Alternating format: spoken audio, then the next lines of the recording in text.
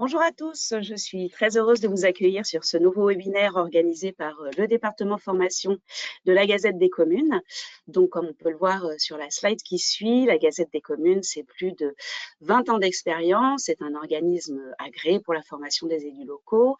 Certaines de nos formations sont éligibles à Mon Compte Élu et nous sommes bien évidemment certifiés Calliope pour l'ensemble des programmes déroulés. Donc, ce sont plus de 300 programmes de formation sur des thématiques nombreuses et variées. Je vous en ai mis quelques-unes sur la slide qui suit, donc le management, les ressources humaines, les finances locales, une nouvelle rubrique sur tout ce qui est transition climatique, action sociale, marché public, et puis bien évidemment tout ce qui est formation des élus locaux à travers une plateforme dédiée, mais aussi à travers des formations dont nous allons parler ce matin, puisque deux d'entre elles en particulier vont nous intéresser, à savoir une formation sur la maîtrise de la communication préélectorale et puis une formation associée qui est sur la valorisation de votre bilan de fin de mandat pour réussir votre réélection en 2026. Donc, nous sommes réunis pour rappeler au niveau juridique les grands principes de la communication préélectorale, une communication qui, comme vous le savez, est strictement encadrée afin de garantir l'égalité entre les candidats et la sincérité du scrutin. Donc, des règles qui s'appliquent aux collectivités territoriales, aux élus et aux candidats, notamment durant les 6 mois précédant une élection. Et puis des règles, comme on le verra, qui sont susceptibles de sanctions en cas de non-respect. Donc, nous sommes ce matin pour évoquer ces sujets en compagnie du cabinet Adaltis, qui est un cabinet spécialisé en droit public et qui est basé à la fois à Lyon, mais aussi à Paris, à Bordeaux, à Marseille, à Rennes, ainsi qu'en Chine, puisqu'ils sont présents à Pékin et à Shanghai. Donc, nous retrouvons Gilles Le Châtelier, qui est avocat associé et président d'Adaltis, et Simon Ray, avocat associé dans ce même cabinet, pour aborder ce sujet. Je vais donc leur laisser la parole. Je vous souhaite un très bon webinaire à tous et nous nous retrouvons à la fin pour poser quelques questions. Messieurs, à vous. Merci. Merci beaucoup. Bonjour à toutes et à tous. Donc, on va structurer cette intervention autour de 4 thèmes. D'abord, commencer par le rappel des principes. Ensuite, revenir sur le principe d'interdiction de toute campagne de promotion publicitaire en rappelant là aussi quels sont les éléments de définition de la notion de campagne de promotion publicitaire et de donner quelques références, notamment jurisprudentielles, sur la manière dont cette notion doit être maniée. Un troisième temps qui sera consacré à un focus sur la communication en ligne, qui est bien évidemment aujourd'hui un outil majeur de la communication en général et de la communication électorale en particulier. Et puis un quatrième point sur un rappel concernant l'interdiction d'utiliser les moyens de la collectivité, qu'ils soient humains et matériels, dans le cadre de la campagne électorale. Alors, premier temps d'abord, effectivement, le rappel des principes. Alors, s'agissant de ces principes, là aussi, ce sont des choses qui sont bien connues, mais qui méritent d'être tout de même rappelées. Aujourd'hui, donc, s'agissant des grandes séries de règles qui s'appliquent aux campagnes électorales et au bon déroulement des opérations électorales en général, 2 séries de textes et de principes s'appliquent. Les premières, ce qui sont, je dirais, traditionnelles en droit électoral, c'est bien évidemment toutes les règles qui garantissent la sincérité du scrutin, auquel est attachée à la fois la neutralité des personnes publiques. Une personne publique ne peut pas, dans le cadre d'une campagne électorale, prendre parti pour tel ou tel candidat, ainsi que bien évidemment le principe d'égalité des candidats devant le suffrage. Et on le sait, le juge apprécie in concreto ces différents éléments pour savoir si tel ou tel événement, telle ou telle initiative a pu ou non fausser la sincérité du scrutin. Et puis, depuis les lois de 1988 et 1990, est apparue une deuxième série de règles juridiques qui ont trait au financement des campagnes électorales. avec, vous le savez tous très bien, l'obligation pour chaque candidat d'établir un compte de campagne et un certain nombre de règles législatives qui, à la fois définissent ce qui peut rentrer en dépenses et en recettes des comptes de campagne et surtout prohibent un certain nombre de pratiques qui sont irrégulières en tant que telles et qui, je dirais, sont donc à proscrire dans les opérations de campagne. Et parmi celles-ci, bien évidemment, c'est la question de l'utilisation des moyens des collectivités par les élus sortants dans le cadre des campagnes électorales. Et à ce titre, attention, on y reviendra très longuement dans la suite de la présentation, aux actions de communication d'une collectivité qui pourrait en fait être appréhendée par le juge comme constituant un don ou un avantage attribué à un candidat. Ainsi, les modalités de communication institutionnelle de la collectivité ne doivent pas avoir une influence sur l'élection, soit en apportant un avantage à un des candidats avantage matériel qui n'aurait pas été valorisé dans le compte de campagne, ce qui altérerait la sincérité du compte et potentiellement celle de l'élection, soit en apportant un avantage moral à un candidat. Et là, on est plutôt dans quelque chose qui serait susceptible d'altérer la sincérité du scrutin, donnant le sentiment aux électeurs que l'institution soutient tel ou tel candidat. Alors, je le rappelais en commençant, les textes prévoient un certain nombre d'interdictions pour mettre en œuvre ces différents régimes et notamment dans la dimension de la gestion financière de la campagne. Le premier principe d'interdiction qui est peut-être le plus important, c'est l'interdiction pour une personne morale, privée ou publique, sauf les partis et groupements politiques, de participer au financement de la campagne électorale.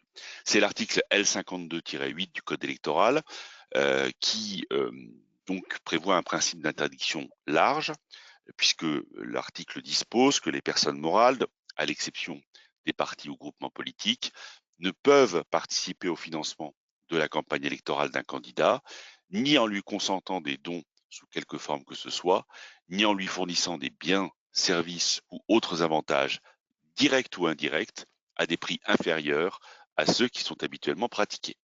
Alors, vous le voyez, le texte est très large. D'abord, il vise toutes les personnes morales de droit privé comme de droit public. Et bien évidemment, dans les personnes morales de droit public, on retrouve les collectivités territoriales et les groupements de collectivités. Ensuite, c'est l'interdiction des dons sous quelque forme que ce soit, vous dit l'article L52-8. Donc ça peut être aussi, je dirais, par exemple des éléments de gratuité qui peuvent être accordés à certains types de prestations, ni en fournissant des biens, services ou autres avantages, directs ou indirects, à des prix inférieurs à ceux qui sont habituellement pratiqués. Donc ce sont toutes les ristournes possibles sur la fourniture de biens, de services ou d'autres avantages. Le texte vous dit bien direct ou indirect. Là aussi, finalement, le spectre de l'interdiction est particulièrement étendu. Deuxième interdiction, c'est l'interdiction de tout procédé de publicité commerciale qui est visé à l'article L52-1, premier alinéa du Code électoral, qui interdit les phénomènes de publicité commerciale. Alors, on voit moins ce type de situation dans le contentieux électoral, mis à part parfois, mais je crois qu'aujourd'hui tout le monde est bien aguerri sur ce point-là. À une époque, vous aviez les systèmes de publi-reportage qui étaient des moyens de vanter les réalisations d'une collectivité quelques semaines avant le scrutin. Ça, bien évidemment, ça tombe sous le coup de l'article L52-1, premier alinéa. En revanche, et on va y revenir plus longuement, le deuxième alinéa de l'article L52-1 du Code électoral interdit aussi toute campagne de promotion publicitaire à compter du premier jour du 6e mois précédant le mois au cours duquel il doit être procédé à des élections générales. Aucune campagne de promotion publicitaire des réalisations ou de la gestion d'une collectivité ne peut être organisée sur le territoire des collectivités intéressées par le scrutin. Là aussi, un principe d'interdiction qui est très large. Et on le verra, on y reviendra, la notion de campagne de promotion publicitaire des réalisations ou de la gestion d'une collectivité est une notion qui est entendue de manière assez étendue par le juge.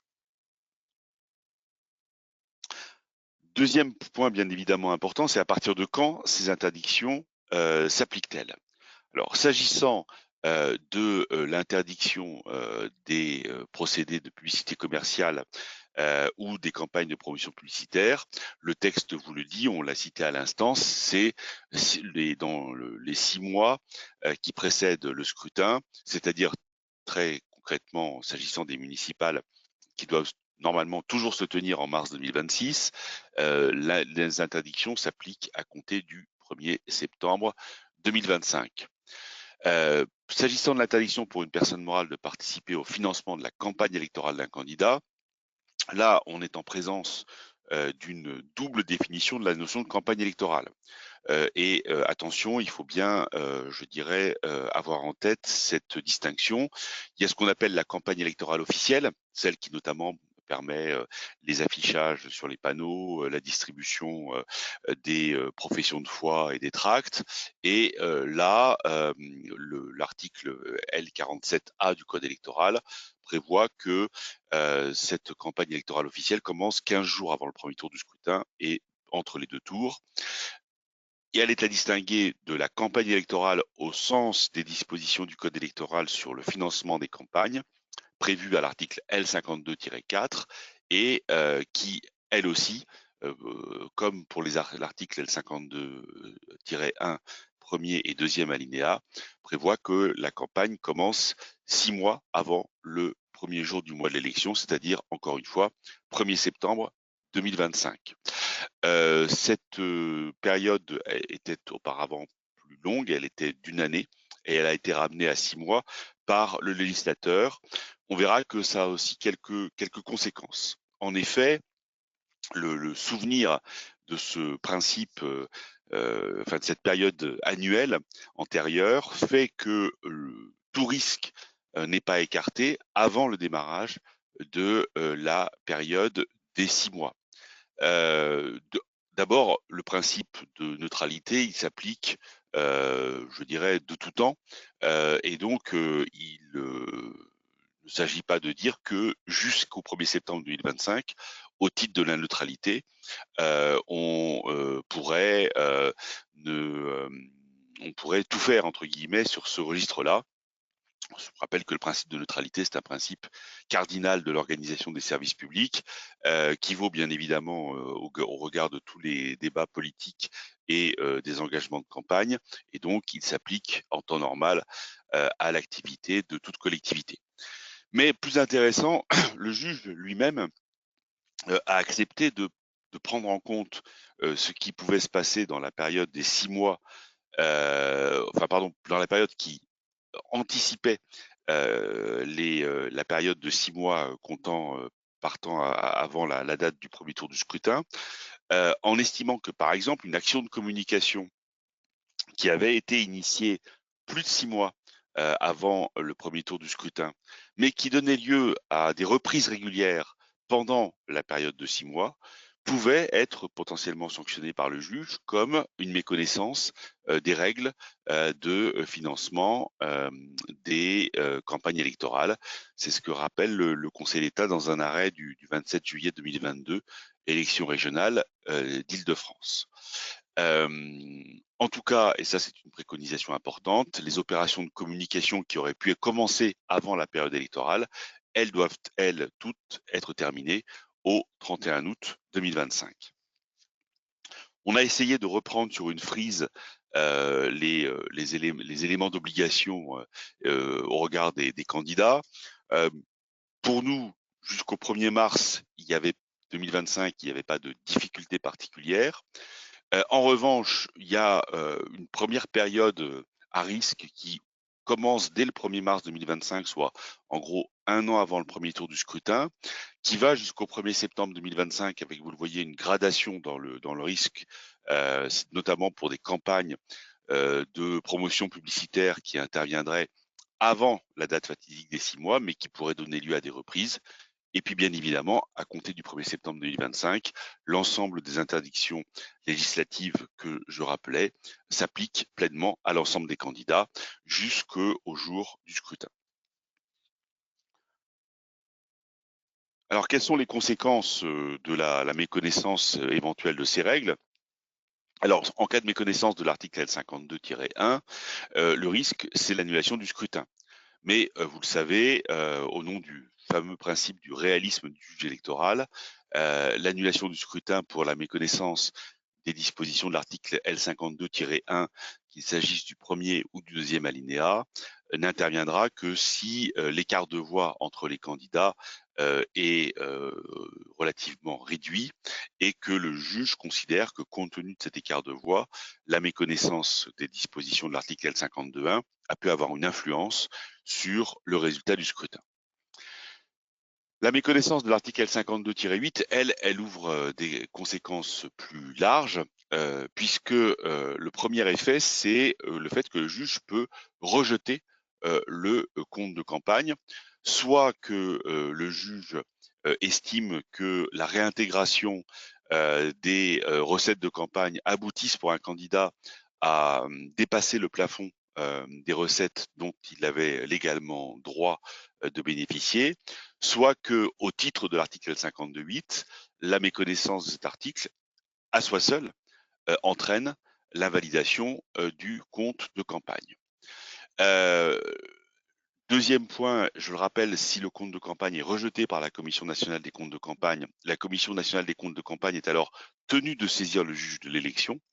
Et le juge de l'élection peut également décider, en cas de méconnaissance de l'article L52-8 notamment, de déclarer inéligible pour une durée maximale de 3 ans, s'appliquant à toutes les élections qui suivent, le candidat qui aurait méconnu ses obligations, étant entendu que dans cette situation, le juge non seulement annule l'élection, mais déclare inéligible le candidat, ce qui lui interdit de se présenter à l'élection partielle qui suit l'annulation du scrutin par le juge. Néanmoins, l'article L118-3 du Code électoral prévoit que cette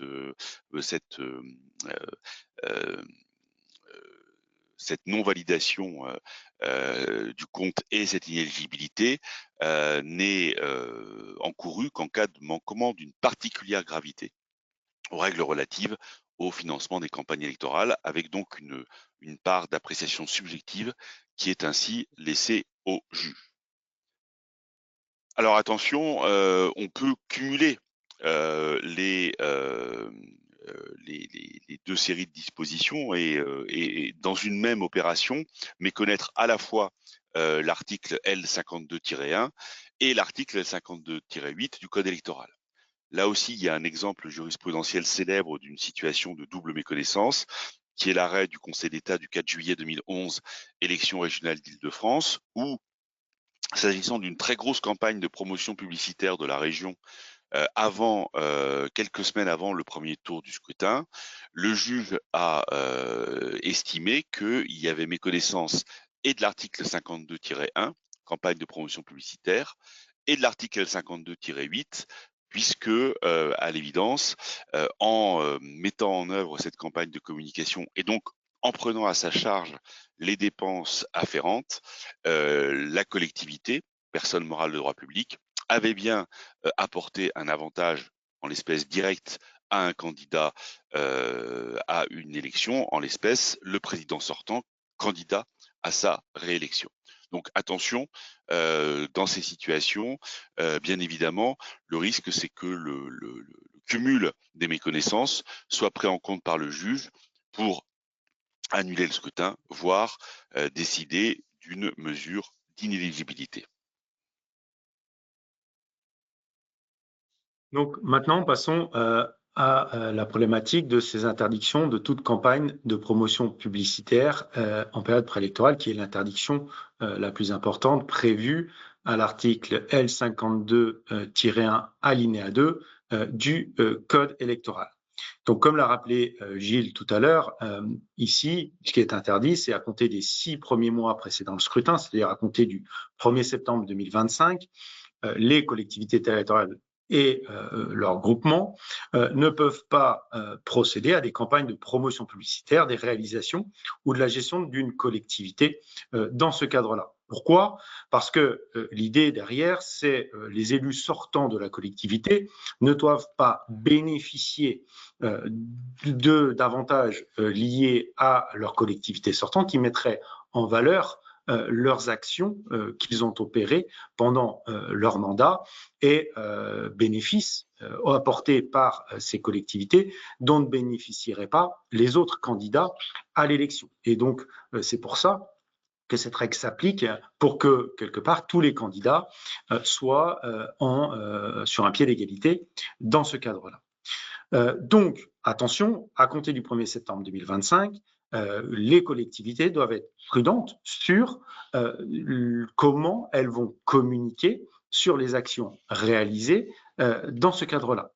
Ça ne veut pas dire, on va le voir, arrêter toute communication, hein, ce n'est pas du tout le propos, ce n'est pas du tout le sens. Par contre, il faut avoir un degré de prudence pour les communications opérées en respectant, on va le voir, un faisceau d'indices où on a 3 critères à prendre en compte à chaque fois pour savoir est-ce que l'action de communication que l'on envisage ne méconnaît pas cette règle ou, attention, présente un risque. On y verra, c'est les 3 principes de neutralité, d'antériorité et de régularité. Là-dessus, je pense qu'il faudra que vous ayez bien en tête ces éléments-là, tout élément de communication que vous allez faire collectivité pendant cette période, que celle-ci respecte ces 3 principes ou, on le verra si on n'en respecte pas les 3, seulement 2, d'avoir un degré de prudence particulier.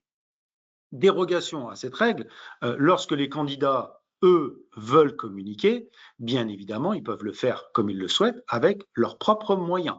Ce qui est ici critiquable, c'est si on utilise les moyens de la collectivité pour communiquer et présenter de manière valorisante l'action des élus sortant par les moyens de la collectivité. C'est ça qui est critiquable.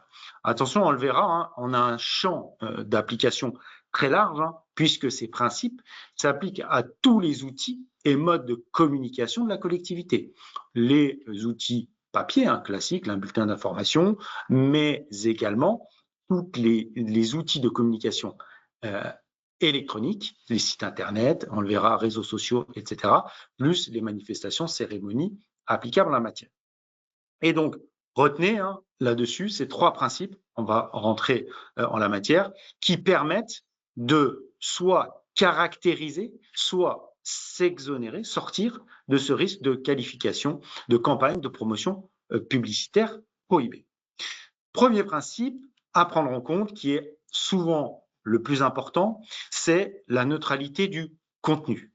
Là-dessus, le message, donc à compter du 1er septembre 2025, le message diffusé par la collectivité doit être politiquement neutre et à caractère purement informatif. Donc, il ne faut pas que lors d'une action de communication sur les sites internet, sur les réseaux sociaux ou lors d'inauguration ou de cérémonie, que le propos tenu par les élus sortants dans le cadre de la collectivité, de leur représentation de la collectivité, soit à caractère valorisant des actions de la collectivité. Par contre, il faut toujours être sur une dimension de termes mesurés, informatifs, dans ce cadre-là. Attention, c'est pas parce qu'on est dans cette période de 6 mois qu'il ne faut plus rien faire. On peut le faire, mais avoir un degré de prudence dans les propos tenus et dans le contenu de ceux-ci. Il faut être vraiment sur une ligne purement informative, descriptive des actions qui ont été réalisées sans avoir une dimension valorisante, laudative de celle-ci. Donc, retenez, présentation neutre, objective, rédigée en des termes informatifs et mesurés. C'est la règle à tenir pendant ces périodes de 6 mois. Par contre, écarter toute présentation flatteuse, élogieuse ou avantageuse qui pourrait avoir un élément de caractère électoral ou polémique du message. Aussi, il faut avoir un degré de vigilance très forte sur tous les sujets qui, dans le cadre de la campagne, pourraient faire l'objet de polémiques électorales.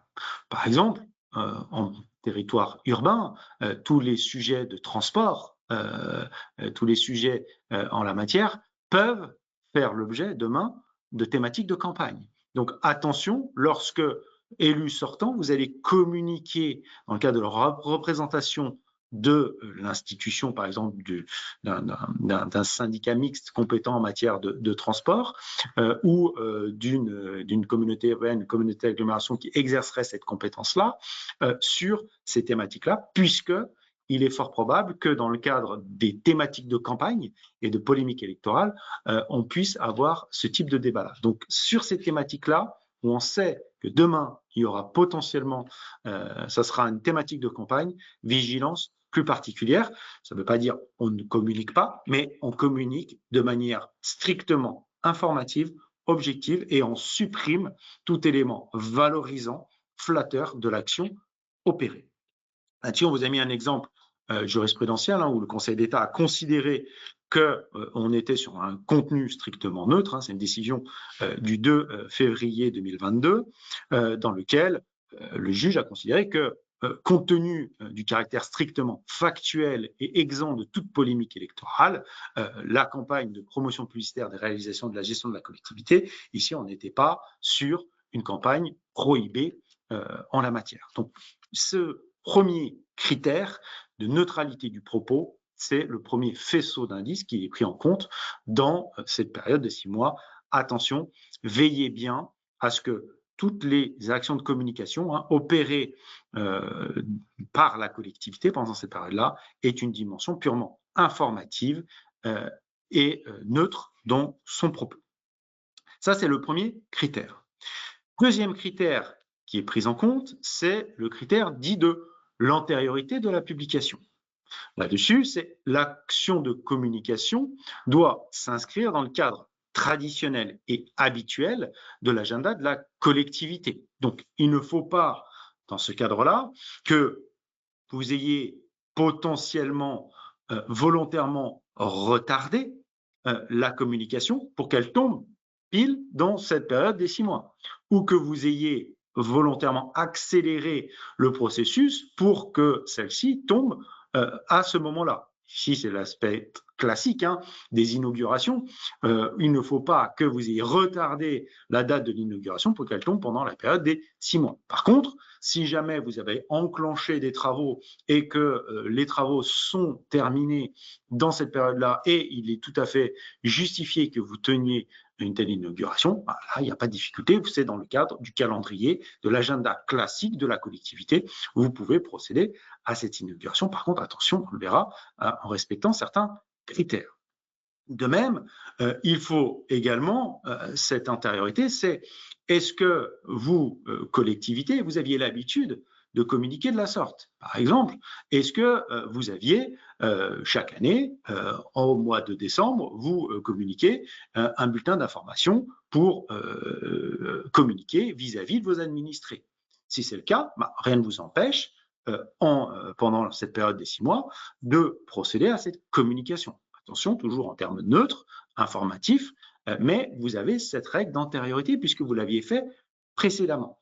Ce qu'il faut bannir pendant ces périodes de 6 mois, c'est tout nouvel outil ou tout nouveau processus de communication.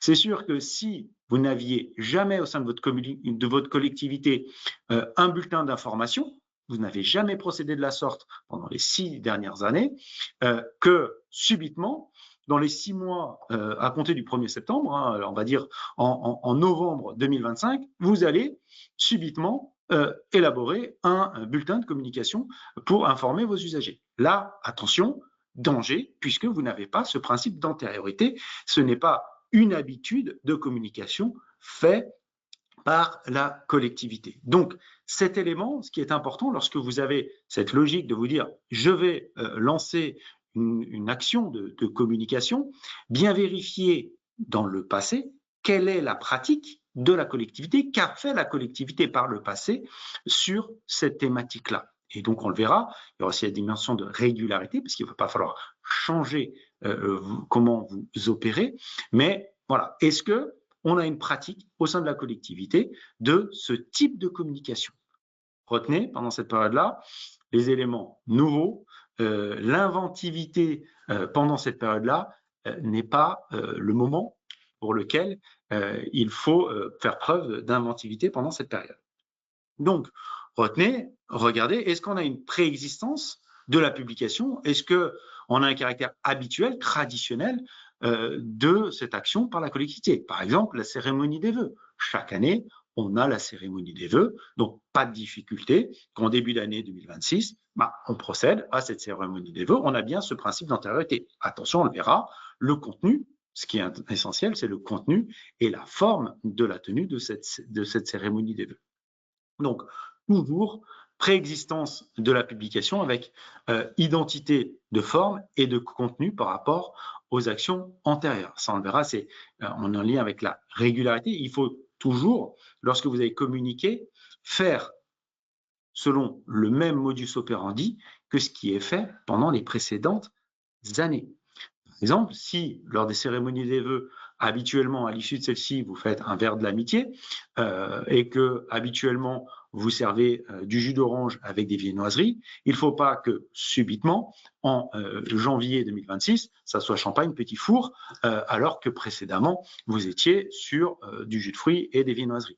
Vous voyez, en termes de régularité, il faut à la fois, est-ce qu'on le faisait antérieurement? Et si on le faisait antérieurement, on refait exactement pareil que ce que l'on faisait antérieurement, un petit cran en dessous. C'est un petit peu l'idée à avoir. De même, si en cérémonie des vœux, vous invitiez habituellement une centaine de personnes, il ne faut pas que subitement en 2026, vous invitiez 1000 personnes dans ce cadre-là, sauf à avoir un motif d'intérêt général qui justifie ce volet-là. Par exemple, c'est ce qu'on vous évoquait, hein, si jamais pendant le mandat, vous n'avez fait aucune inauguration et que vous avez enclenché un certain nombre de travaux de construction pendant votre mandat et que vous n'avez jamais décalé la durée de ceci et que l'ensemble des travaux s'achèvent en septembre 25 et que vous allez devoir procéder aux inaugurations en octobre-novembre 2025, eh ben vous avez un motif d'intérêt général qui justifie que vous pouvez procéder à de telles inaugurations alors même que vous n'en avez fait aucune pendant votre mandat. Il faut, dans ce cas, avoir l'ensemble des éléments de documentation qui permettent de justifier et d'étayer que voilà, vous n'avez pas retardé, vous n'avez pas accéléré, vous n'avez pas fait en sorte que l'ensemble des travaux s'achèvent à ce moment-là pour pouvoir avoir une visibilité plus importante dans ce cadre-là. Donc, par principe, voilà, retenez l'idée, antériorité, c'est d'avoir, est-ce que vous aviez cette pratique de communication antérieurement au sein de la collectivité? Et donc, si oui, on peut le reproduire. Si ce n'est pas le cas, ce n'est pas forcément à exclure, mais il faut un motif d'intérêt général qui va justifier pour lequel on le fait. Et donc, attention, il peut y avoir un volet de danger particulier. Et reproduire dans la forme exactement ce que l'on faisait précédemment. Ça va être le cas, par exemple, des éditos du président ou du maire. Si vous aviez l'habitude dans vos communications d'avoir un édito du maire ou du président, vous pouvez, dans le cadre de vos publications qui tombent pendant cette période de 6 mois, avoir un édito du maire, du président. Là, l'essentiel, ça va être le contenu neutre du propos qui sera tenu. Donc, premier critère, neutralité. Deuxième critère, antériorité.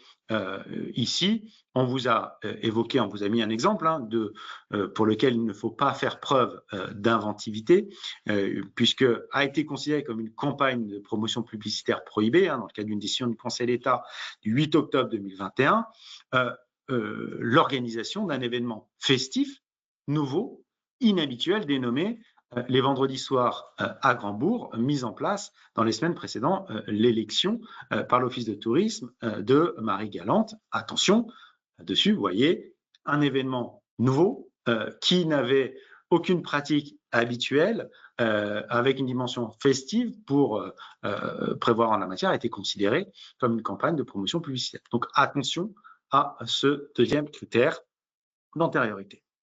Enfin, troisième critère à prendre en compte, c'est la régularité. Donc, c'est ce qu'on évoquait en lien précédemment, hein, que je vous disais sur le critère d'antériorité. L'opération en cause doit avoir cette périodicité bien établie. Attention, c'est ici, si habituellement vous procédiez chaque année à la publication de manière annuelle à 2 bulletins d'information, il ne faut pas que l'année 25 et le début d'année 26, on passe à une quinzaine, vingtaine de publications, puisque vous ne respectez pas la pratique antérieure. Vous n'êtes pas sur la même typologie de régularité dans le process de communication. De même, si initialement vous aviez l'habitude de procéder à lorsque vous finissez un chantier, vous faites une inauguration, on ne va pas subitement se dire, bah, tiens, on va faire 2 inaugurations dans ce cadre-là, puisqu'on n'est pas sur la même période de régularité.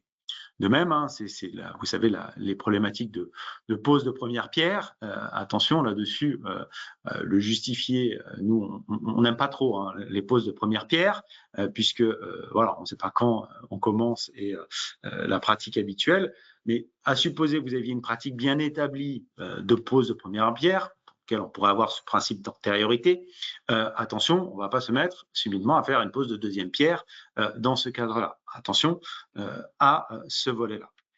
Donc ici, ce qu'on vous dit, hein, l'exemple le plus frappant sur cette régularité, c'est la fréquence des publications du bulletin municipal. C'est ce que je vous disais, hein, si on avait habituellement 2 publications annuelles, on ne va pas subitement passer à 10, 15 publications. De même, le formalisme hein, de vos publications, si habituellement vous étiez sur 2 pages, on ne va pas subitement se mettre à 10, 15 pages de notre support de communication. Donc ici, toujours avoir cette identité de forme et de contenu par rapport aux publicités antérieures et avoir cette identité de périodicité et de régularité par rapport aux publications antérieures. Donc voilà les 3 principes cardinaux: neutralité, antériorité, régularité de la publication. Et vous allez le voir, dans l'ensemble de ce qu'on va vous évoquer, c'est toujours ces 3 principes qu'on manie pour savoir est-ce que, oui ou non, l'action de communication présente un risque ou pas pour le candidat sortant. Et si jamais on a les 3 critères qui peuvent être réunis, ça permet d'avoir une sécurité maximale. Si sur les 3, on en a un qui est manquant, bah, il faut avoir une sécurité plus renforcée sur les autres critères et faire preuve de prudence ou potentiellement écarter cette action de communication pour éviter tout risque. Autre élément à prendre en compte, et c'est la jurisprudence qu'évoquait Gilles tout à l'heure, hein, la jurisprudence dite Huchon, attention au caractère massif potentiellement d'une opération de communication, puisque une action de communication prise isolément pourrait être considérée comme purement informatif et ne présenterait pas de risque de campagne de promotion prohibée.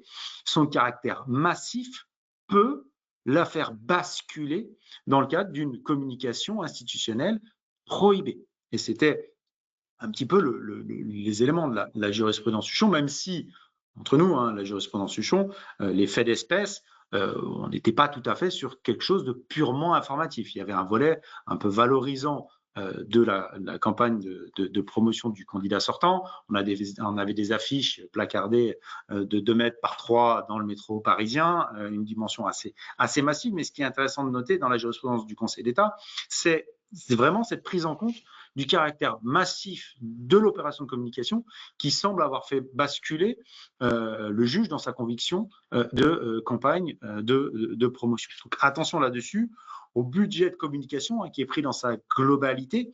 Quand vous parlez de régularité, il ne faut pas que si habituellement dans vos actions de communication chaque année, vous allouez une centaine de milliers d'euros pour y opérer, il ne faut pas que subitement, en 25-26, ce budget de 100 000 euros passe à 500, 600 000 euros. Là, ça pose une difficulté, sauf avoir un élément d'intérêt général qui justifie la raison pour laquelle vous avez cette action de communication nouvelle qui doit être opérée. Donc, attention à ce caractère massif des campagnes qui peuvent faire basculer dans le cadre du caractère prohibé. Et autre élément d'attention à avoir de manière particulière, c'est on parle des actions de la collectivité territoriale ou des groupements, mais également, attention, ça concerne également l'ensemble des satellites de votre collectivité ou de votre groupement. Par exemple, les actions de communication prises par des associations pour lesquelles vous versez une subvention ou un délégataire de service public, vos SEM, vos SPL, leurs actions de communication mettant en valeur l'action de vos élus sortants, peuvent constituer une campagne de promotion publicitaire au sens de l'article 52.1 ou un don et avantage prohibé au sens de l'article 52.8. Donc, ce n'est pas que les actions de votre collectivité, mais aussi de l'ensemble de vos satellites. Là-dessus, attention, vous avez donné plusieurs exemples jurisprudentiels pour illustrer ce volet-là. Donc, attention, c'est vos actions de communication de votre collectivité de rattachement, mais également de l'ensemble de ces satellites. Donc maintenant, on va regarder un petit peu les zones à risque et les précautions à prendre dans ce cadre-là. Merci Simon. Alors les zones à risque, je reprends rapidement puisque Simon les a déjà assez largement évoquées dans la notion de campagne de promotion de la collectivité. Les moyens de communication, ils sont connus. D'abord, bien évidemment, c'est toutes les publications avec un point d'attention sur les bulletins réguliers, les brochures, les campagnes d'affichage, bien sûr. Deuxième série d'événements sur lesquels l'attention doit être portée, c'est tous les événements et manifestations diverses, cérémonies de vœux, repas des aînés, inauguration, commémoration. Et troisième série de zones à risque, c'est tout ce qui concerne le numérique, les sites internet, les réseaux sociaux, avec la question de la gestion en parallèle des comptes institutionnels et des comptes personnels. Mais on va revenir sur ces différents éléments. Sur les publications diverses, attention, toutes les publications de la collectivité sont susceptibles d'être qualifiées d'éléments de campagne de promotion publicitaire ou de dons prohibés, L52.1 ou L52.8. Il faut donc faire attention à un certain nombre d'éléments. Bien sûr, ne pas modifier la fréquence et les modalités de diffusion d'un bulletin d'information générale à l'approche des élections. C'est ce que rappelait Simon, c'est vraiment pas le moment de modifier la maquette, la présentation et ce qui a été la pratique habituelle dans ce domaine. Il faut éviter bien évidemment toute polémique électorale et toute référence à l'élection à venir. Le contenu doit être purement informatif. Il ne doit apparaître ni comme étant, je dirais, politiquement engagé, ni comme apparaissant au soutien de tel ou tel candidat. En revanche, un bulletin d'information qui continue à paraître, je dirais, selon les mêmes habitudes que précédemment, avec un ton dans les articles mesuré et une portée qui est une portée informative, ne pose aucune difficulté et peut continuer à être diffusé normalement. Et par exemple, pour le dire les choses très clairement, si l'habitude c'est de diffuser un tel bulletin d'information la première semaine de chaque mois, il n'y a pas de raison qu'un tel bulletin ne soit pas diffusé la première semaine du mois de mars 2026, dès lors que ces règles sont scrupuleusement suivies des faits. Alors là où il y a des points aussi de vigilance à avoir dans les bulletins d'information générale, c'est bien sûr les éditoriaux. Alors là aussi, c'est une question qui nous est souvent posée. Est-ce qu'on peut mettre la photo du maire ou du président? Est-ce qu'il peut continuer à signer sous son nom les éditos? Là, deux choses l'une. Si la pratique pendant tout le mandat a été d'avoir des éditos signés du maire avec sa photo, il n'y a pas de raison de supprimer cette pratique dans les 6 mois qui précèdent l'élection. Et à ce titre-là, ce qui va être important, c'est le contenu. La neutralité du contenu, comme on l'a rappelé. On a cité l'exemple, par exemple, de l'arrêt du Conseil d'État du 15 juin 2005. Dès lors que le propos reste mesuré et neutre, il n'y a pas de difficulté à maintenir l'éditorial du maire. En revanche, c'est ce que j'indiquais à l'instant, si la pratique c'était d'avoir la photo et le nom du maire ou du président, il n'y a aucune obligation de la supprimer dans la période des 6 mois qui précèdent. Attention aux publications nouvelles et ponctuelles. Là aussi, normalement, c'est plutôt des choses à essayer d'écarter. Mais si vraiment c'est une nécessité, le caractère purement informatif de la publication sera regardé de très près par le juge en cas de contentieux. Attention aussi à la date de nouveauté. Si vous faites une publication nouvelle au mois d'octobre 2025, c'est moins embêtant que si c'est début mars 2026. Là aussi, le juge prend toujours en compte le moment où intervient cette publication nouvelle, en estimant que bien évidemment, plus la date est rapprochée de la date du scrutin, plus l'influence peut être importante. Je dirais, en revanche, sur ces questions de brochures, attention à tout ce qui peut apparaître comme étant campagne de promotion publicitaire prohibée. On vous a là aussi rappelé l'exemple, hein, c'est un arrêt du Conseil d'État de février 2015, un édito du maire accompagné d'une brochure spéciale de 32 pages vantant les réalisations de la collectivité. C'est une opération de promotion publicitaire prohibée. Ensuite, sur la question des manifestations, inauguration et cérémonie des vœux, là aussi, la personne publique peut tout à fait continuer à organiser des manifestations et des inaugurations à compter du 1er septembre 2025. C'est ce que rappelait là aussi Simon. Attention à ce qui se passe et à la manière dont sont conçues ces manifestations. Le contenu et la nature des propos doivent rester dans le registre habituel et ne pas apparaître comme étant des éléments de campagne électorale.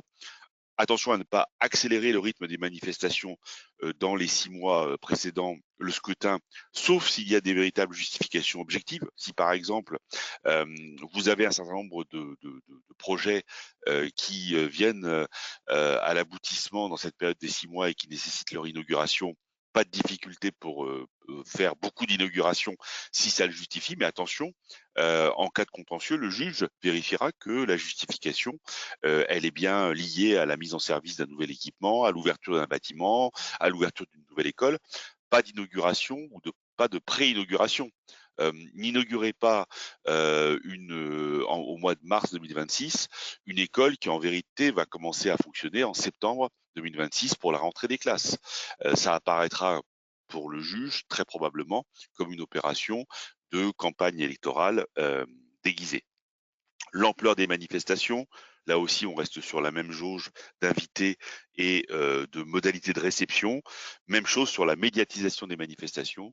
Il ne s'agit pas de faire des communications extrêmement importantes à l'occasion de ce type d'événement. Là aussi, il faut rester très soucieux de continuer à observer la pratique antérieure. Même chose pour la cérémonie des vœux. Alors, ce qui est à retenir, c'est que ce qui est interdit pour l'élu candidat, ce n'est pas de communiquer. Encore une fois, la vie ne s'arrête pas tout simplement parce qu'on est en campagne électorale ou en période préélectorale, mais on ne peut pas communiquer en ayant recours aux moyens de la collectivité pour faire campagne. Ce qui est interdit aussi pour la personne publique, c'est d'engager de nouveaux projets, ce n'est pas interdit d'engager de nouveaux projets ou des actions nouvelles, ni de communiquer sur ces nouveautés, mais attention à ne pas utiliser ces nouveautés comme étant de la communication au service d'un candidat à l'élection. Point important, c'est le cloisonnement indispensable entre la communication de la personne publique et de ses représentants, notamment des patrons des exécutifs, et celle du candidat si le patron du dit exécutif est lui-même candidat à sa réélection. Il faut aussi faire la différence entre une information objective déconnectée du contexte électoral et le procédé de propagande électorale. Et là aussi, toujours, les trois toujours les 3 indices, antériorité, régularité, neutralité, qui doivent être le fil rouge de la communication en cette période.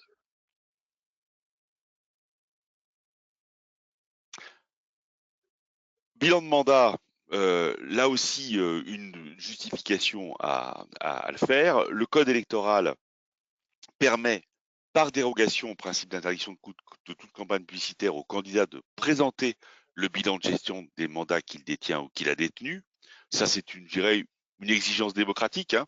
Un élu qui finit son mandat doit rendre compte aussi aux électeurs de la manière dont il l'a exercé. Mais ce principe ne doit pas déroger à l'interdiction de l'utilisation à des fins de propagande électorale de toute procédé de publicité commerciale ou d'utilisation de moyens de communication audiovisuelle. Le bilan relève de la propagande électorale, ce qui veut dire qu'il ne peut être ni réalisé ni financé par la collectivité. Et en revanche, ce qui est tout à fait admis, c'est que le candidat, lui, puisse faire un bilan de mandat en disant voilà ce que j'ai fait quand j'étais à la tête de la collectivité et voyez comme le bilan est positif et comme il justifie que je me présente à ma propre succession. Mais ce point-là doit être bien évidemment complètement distingué de la communication institutionnelle. Donc, merci Gilles. Maintenant, sur un petit focus sur la communication en ligne, puisque même si désormais on commence à être un petit peu habitué à ce type de communication, il augmente dans son volume, hein, dans son ampleur, dans le cadre de la communication à la fois collectivité, mais à la fois potentiellement candidat. Quels sont les contours? Donc, c'est ce qu'on vous évoquait, hein, que ici, la problématique de la communication en ligne, c'est tout processus de communication par voie électronique procédé par la collectivité. Donc, c'est le site Internet, bien évidemment, mais aussi les pages Facebook, X, enfin Twitter maintenant devenu X, Blue Sky, Instagram, etc. L'ensemble des outils de communication opérés par la collectivité doivent respecter les principes qu'on vous évoquait, c'est-à-dire ce principe de neutralité, antériorité, régularité, pendant notamment cette période de 6 mois pour ne pas basculer dans la campagne de promotion publicitaire proscrite. Là-dessus, donc toute la jurisprudence et tout ce qu'on vous a évoqué sur, par exemple, les bulletins d'information s'applique pour le site internet de la collectivité et l'ensemble des éléments des réseaux sociaux applicables en la matière. Donc, il faut avoir une attention particulière sur ce que l'on procède dans la communication de la collectivité. Ce qu'il faut aussi être très prudent, c'est d'éviter toute confusion entre potentiellement la communication faite par la collectivité et la communication qui serait faite par des candidats dans le cadre de leurs réseaux sociaux propres, candidats, pour ne pas avoir de confusion en la matière. C'est un élément très important, on y reviendra. Sur les comptes des réseaux sociaux des collectivités, donc attention au contenu de ce que l'on va poster sur ces réseaux sociaux, et aussi attention aux commentaires qui seraient opérés par des personnes qui viendraient apporter certains commentaires et qui créeraient une polémique électorale sur le réseau social de la collectivité. C'est pour ça que nous, ici, notre conseil, c'est que vous, collectivité, vous disposiez à compter du 1er septembre 2025 d'un agent, d'un modérateur qui va s'assurer potentiellement de la suppression de certains messages qui pourraient avoir une connotation de polémique électorale. Pourquoi? Parce que, à notre sens, il y a un risque réel si la collectivité procède à une communication sur, par exemple, son compte Facebook, et que dans les différents commentaires, des éléments de polémique électorale se matérialisent et restent sur la page Facebook de la collectivité. À notre sens, le juge pourrait considérer qu'en ne supprimant pas ces éléments-là, ces éléments de polémique électorale, la collectivité a relayé volontairement ces éléments de polémique et pourrait être critiquable dans ce cadre-là. Et là-dessus, on a on vous cite une jurisprudence du tribunal administratif de Lille qui est intéressante, hein, qui considère, certes, en l'espèce, n'annule pas le scrutin parce qu'on avait un écart de voix suffisant. Par contre, il relève que ces commentaires partisans publiés sur le compte de la collectivité, hein, qui renvoient les internautes vers le site de promotion de la campagne d'un candidat, hein, enfin d'un des élus sortants, est critiquable, mais eu égard à l'écart de voix, il n'y a pas d'incidence. Donc attention sur ce volet-là. Nous, notre conseil, c'est d'avoir un modérateur sur ces différents réseaux sociaux pour pouvoir faire le tri et éventuellement supprimer les messages sensibles de polémique électorale. Attention également, toujours garder une traçabilité et pouvoir justifier pourquoi on a procédé à la suppression de ces différents messages. Dans ce cadre-là, attention sur le contenu. Sur les zones de risque et les précautions à prendre, là-dessus, attention, il faut bien avoir une distinction, ce que je vous évoquais, claire entre le site internet de la collectivité et celui du ou des candidats, surtout des élus sortants. De même, avoir une distinction très claire entre les comptes Facebook, Instagram, TikTok, Blue Sky, LinkedIn de la collectivité et de celui du ou des candidats. Il ne faut pas avoir, ce qu'on vous évoquait, de confusion dans l'esprit des électeurs qui pourrait conduire à altérer la sincérité du scrutin. Donc c'est pour ça que nous, notre conseil, par exemple, vous savez, tous les comptes LinkedIn ou autres des élus sortants qui sont, par exemple, dans leur qualité de maire de la collectivité concernée ou président de l'intercommunalité concernée, leur compte, on va dire, institutionnel, nous, notre conseil, c'est de le fermer, de le fermer pendant cette période-là, et que les élus concernés s'ouvrent un compte spécifique, candidat, et procèdent à leur communication uniquement sur leur compte candidat et ne pas avoir ici de risque de confusion dans ce cadre-là. Attention, Gilles vous l'évoquera tout à l'heure, ne pas que le candidat utilise une photo prise et utilisée par la collectivité. Voilà, attention à ces différents éléments. Mais ici, la règle, c'est vraiment d'avoir cette distinction claire entre les outils de communication électronique de la collectivité qui soit bien distinct de ceux des candidats. C'est pour ça que ces comptes des élus, hein, en tant que représentants de l'institution, à notre sens, devraient être fermés pendant cette période-là, et surtout qu'on a de la jurisprudence intéressante là-dessus. Hein. On a notamment, attention, hein, une décision de la Commission nationale des comptes de campagne hein, de décembre 2022, sur le compte personnel Twitter à l'époque d'Emmanuel Macron en tant que candidat, hein, le compte Twitter d'Emmanuel Macron candidat, qui n'était pas le compte officiel de l'Élysée, mais la Commission a considéré que ce compte bénéficiait d'une audience importante et constituée grâce à des moyens publics, et donc que ces publications ont constitué un avantage indirect apporté par l'Élysée auprès du candidat Emmanuel Macron. Donc attention, vous voyez, sur cette, je trouve c'est une bonne illustration de la nécessité d'avoir une séparation très stricte entre la communication de l'institution et des candidats. De même, on a eu une décision très intéressante du Conseil d'État, hein, rendue très récemment, hein, le 26 mars 2025, suite à une question préjudicielle portée par le tribunal administratif de Lyon. C'était sur la question de, suite dans l'affaire, c'était le maire de Lyon hein, qui avait, dans le cadre de son compte, je crois que c'était LinkedIn, maire de Lyon, son compte quelque part personnel, maire de Lyon, avait refusé l'accès, enfin exclu un internaute de sa communication, et l'internaute demandait à être réintégré dans le cadre de poursuivre le maire de Lyon dans le cadre de son réseau social. Et ici, le Conseil d'État, donc la question qui se posait, c'est est-ce que ce compte du maire de la ville de Lyon, son compte quelque part personnel, hein, mais institutionnel maire de la ville de Lyon, est-ce que c'était un compte public, donc un compte de la collectivité, ou un compte privé dans ce cadre-là pour lequel il pourrait avoir une liberté de son contenu. Et ici, le Conseil d'État nous précise que le compte institutionnel ouvert sur un réseau social par une collectivité est géré par elle ou sous son contrôle participe à la mission d'information du public, d'information locale, prise en charge par cette collectivité.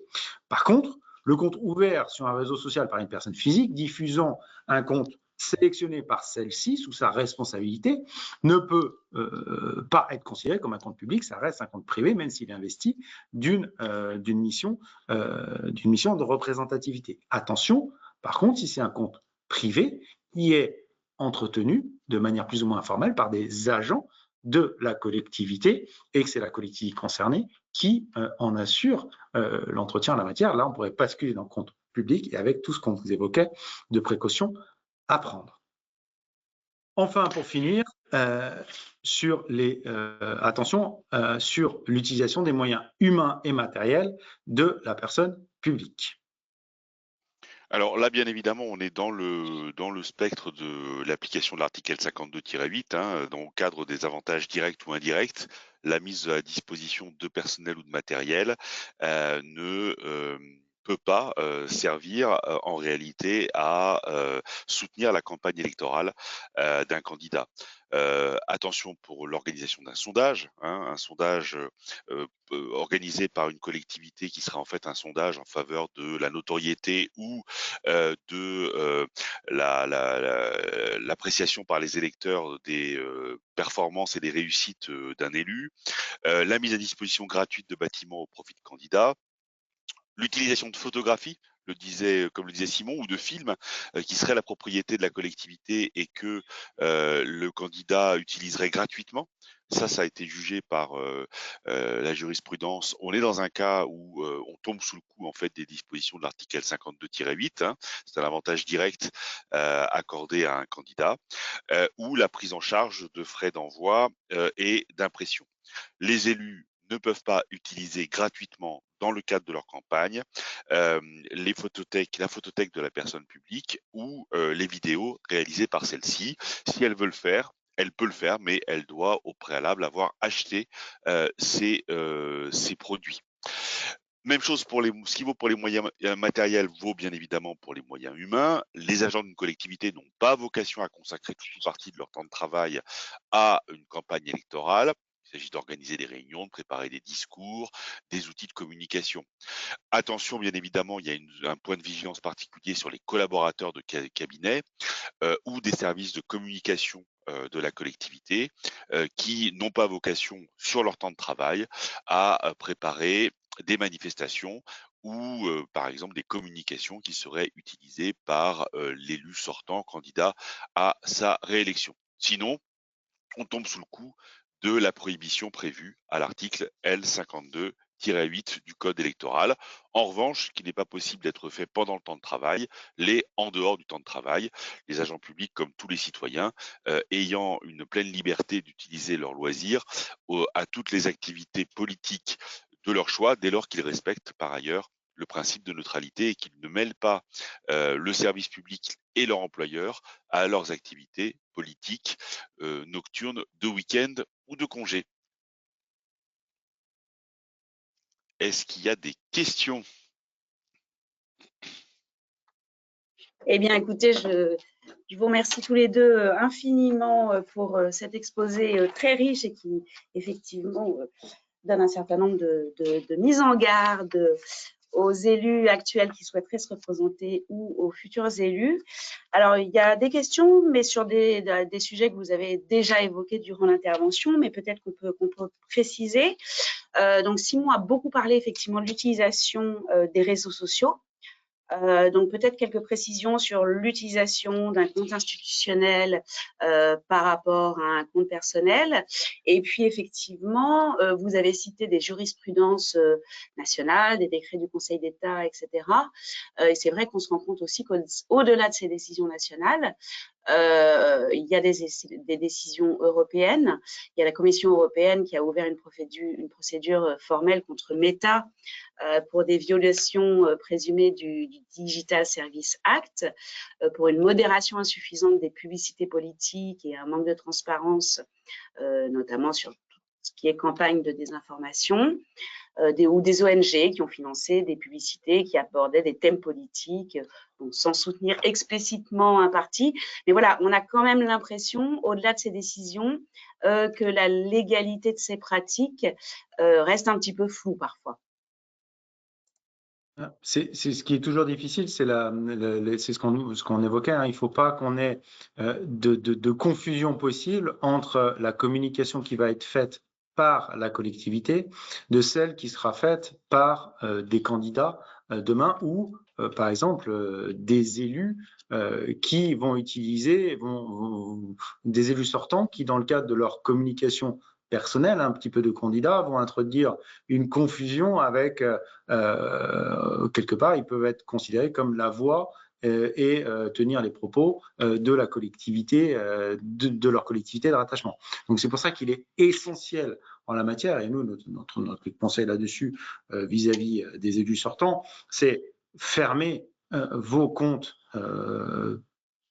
personnels, hein, par exemple LinkedIn, dans lequel vous apparaissez comme maire de la collectivité ou président de telle institution, fermez ces comptes-là, qu'il n'y ait plus d'activité pendant cette période des 6 mois, ouvrez un compte spécifique candidat, enfin élu candidat en la matière, et dans le cadre de votre communication sur ces réseaux-là, attention à ne pas introduire une confusion vis-à-vis de la communication faite par la collectivité. Donc c'est pour ça, ça ne vous empêche pas de réagir sur ce que pourrait faire la collectivité, mais attention à ne pas reprendre les mêmes modus operandi de communication, de ne pas purement et simplement faire des posts qui reprennent exactement la communication faite par l'institution. Voilà, soyez plus fins et plus mesurés dans ce cadre-là. Comme l'évoquait Gilles aussi, attention, ne prenez pas la photo de la collectivité. C'est pour ça que lorsque vous avez une manifestation, par exemple, qui sera tenue, d'une inauguration, si vous voulez communiquer sur votre compte candidat dans ce cadre-là, venez avec votre photographe qui vont prendre des photos dans ce cadre-là via votre photographe privé et ne pas utiliser les photographes institutionnels de la collectivité pour communiquer dans le cadre de vos réseaux sociaux.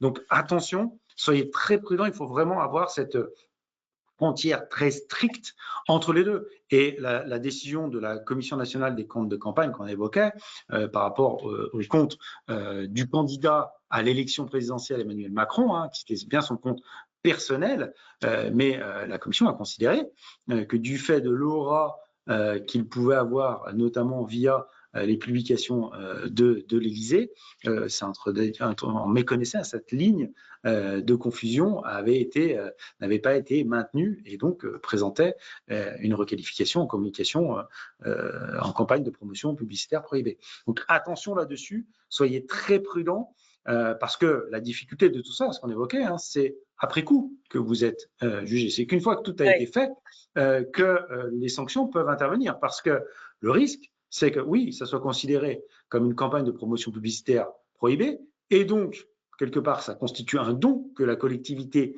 vous a fait bénéficier. Et donc, ce don, on va financièrement le réintégrer dans le cadre de vos comptes de campagne. Et si ça vous fait dépasser votre plafond, c'est là où les sanctions peuvent être assez importantes. Mais tout ça, vous l'avez après coup. Donc, prudence, prudence.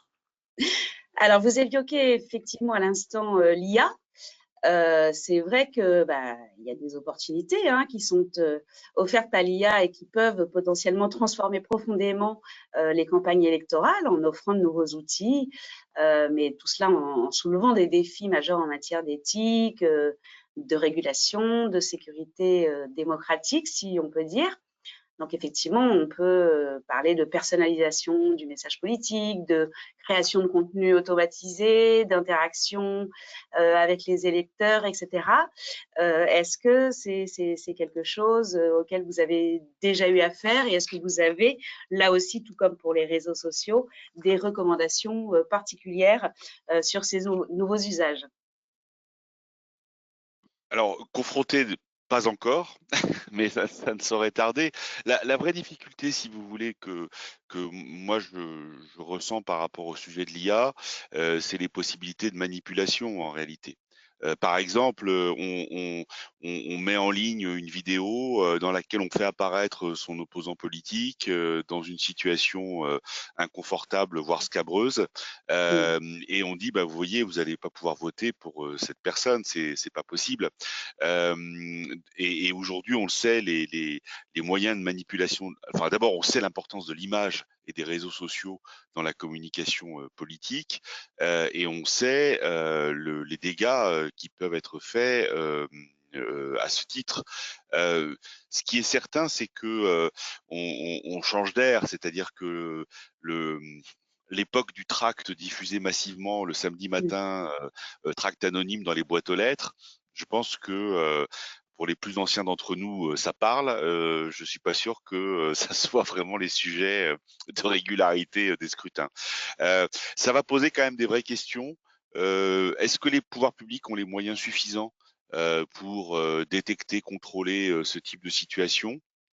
On peut pas exclure, alors excusez-nous, on reprend 2 secondes notre casquette d'avocat, des contentieux, par exemple en référé, avant quelques jours avant le scrutin pour venir remettre en cause tel ou tel procédé. Est-ce que ça peut amener à des situations plus graves avec, par exemple, des annulations préventives du scrutin? Enfin bon, je crois qu'il y a beaucoup de choses qui peuvent se passer.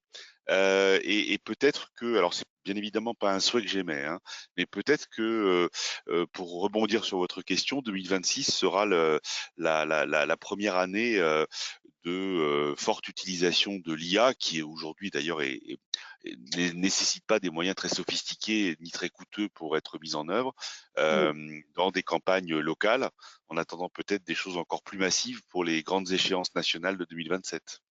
Absolument. Affaire à suivre donc. Et puis peut-être une dernière question, un petit peu d'actualité, puisque une réforme a été adoptée en ce mois d'avril 2025, qui étend le scrutin de liste paritaire aux communes de moins de 1000 habitants. Donc une mesure qui vise à renforcer notamment la représentation des femmes dans les conseils municipaux. Pour vous, est-ce que ça va avoir des incidences particulières? Effectivement, sur les petites communes, c'est pas toujours facile déjà de trouver des candidats d'une part, mais en plus, le respect de la parité est un autre sujet d'autre part. Donc, quelles incidences, selon vous, sur les prochaines élections municipales? C'est très difficile à anticiper. Vous l'avez vous-même rappelé dans votre question, il y a déjà une première difficulté dans les plus petites communes de trouver des candidats. L'obligation de parité risque de poser des contraintes supplémentaires. Même si je pense que tout le monde est d'accord sur le Le caractère principe? bénéfique, hein, sur le principe. Je pense que là-dessus, enfin, il y a peut-être des esprits chagrins qui trouvent que il y avait que des hommes qui étaient conseillers municipaux, c'était très bien, mais bon, Mm. je crois que c'est pas partagé par les 2 animateurs de la formation de ce matin. Mais si vous voulez, je pense que ça risque de poser quelques problèmes de régularité parce que l'irrégularité de la composition de la liste, c'est un moyen, je dirais, automatique d'annulation potentielle du scrutin. Oui. Il serait dommage que une réforme qui souhaite aller dans la bonne direction se traduise par des risques de désordre liés à des vacances en réalité dans Mm. les équipes municipales liées à l'impossibilité de constituer régulièrement les listes. Mais bon, le pire est jamais certain. Absolument. Et après, élément aussi important à voir, hein, le Conseil constitutionnel a été saisi de la constitutionnalité de cette disposition-là, à suivre dans les prochaines semaines qui viennent sa décision avant la promulgation de la dite loi. Mais sujet, si on peut le résumer, hein, louable dans son principe, hein, dans sa mise en œuvre, qui, à mon sens, risque de poser quand même d'un certain nombre de difficultés pratiques dans certaines petites collectivités, mais peut-être que ça poussera peut-être certaines communes à créer des communes nouvelles, donc fusionner notamment Oui. pour à arriver et avoir un personnel politique plus large qui pour accompagner un certain nombre de créations de communes nouvelles. Parfois, une des motivations à la création de la commune nouvelle, parfois sont assez surprenantes, mais le déficit de personnel électoral peut parfois constituer un des motifs qui justifie la création de communes nouvelles. Donc peut-être que cet élément nouveau, également de complexité, de pratique de constituer la dite liste, pourrait peut-être pousser à un essor de nouveaux projets de création de communes nouvelles, peut-être à voir ce que nous réservera la mise en œuvre de ces dispositions. Aussi, autre élément sur lequel on pourrait réfléchir, c'est la temporalité de la mise en œuvre de cette mesure. À moins d'un an des échéances électorales, c'est peut-être aussi un petit peu court dans la mise en œuvre voilà, puisqu'on a déjà eu potentiellement des réflexions, constitution de listes qui ont déjà été commencées, même s'il n'y a pas d'interdiction constitutionnelle de modifier les règles de scrutin à moins d'un an. Ça pose quand même, on avait quand même une coutume républicaine sur laquelle on ne touchait pas les élections avant un an. Voilà, ça pose quand même aussi des questions pratiques dans la temporalité de la mise en œuvre de la mesure qui, comme l'évoquait Gilles, je pense, est très louable dans sa mise en œuvre. Voilà, donc effectivement, de bonnes intentions, dont il reste à voir la traduction concrète sur le terrain. Et effectivement, les prochaines élections nous en donneront quelques exemples et illustreront la pertinence ou pas de cette réforme. Messieurs, je vous remercie encore infiniment pour cette intervention. Rendez-vous pour un prochain webinaire très rapidement et je vous souhaite à tous une très belle journée. À bientôt. Merci, au revoir, à très bientôt. Merci, au revoir.